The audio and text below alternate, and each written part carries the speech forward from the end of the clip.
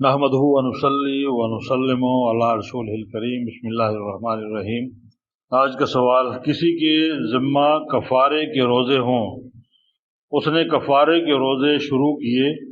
درمیان میں بیمار ہو گیا، اب پوچھنا یہ ہے کہ کیا پھر سے 2 مہینے کے روزے پورے کرنا ہوں گے؟ جس کا جواب یہ ہے کہ اگر بیماری کی وجہ سے کفارے کے کچھ روزے درمیان میں رہ گئے تو تندرست ہونے کے بعد نئے سرے سے 2 مہینے کے روزے پورے کرے۔ اسی طرح عورت کے نفاس کی وجہ سے کفارے کے کچھ روزے درمیان میں رہ گئے ہوں تو وہ بھی نئے سرے سے 60 روزے پورے کرنے ہوں گے، اس لیے کہ نفاس جو ہے یہ ایک بیماری ہے،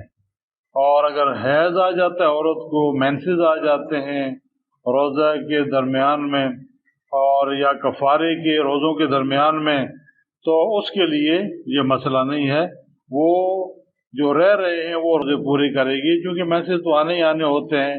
یہ پیریڈز کے جو دن ہیں ماہانہ کے یہ تو آنے ہوتے ہیں، اس لیے عورتوں کی یہ مجبوری ہے۔ تو حیض میں یہ مسئلہ نہیں ہے، اور نفاس کی صورت میں اس کو دوبارہ سے جو ہے 2 مہینے کے روزے الگ سے پورے کرنے ہوں گے۔ واللہ اعلم بالصواب۔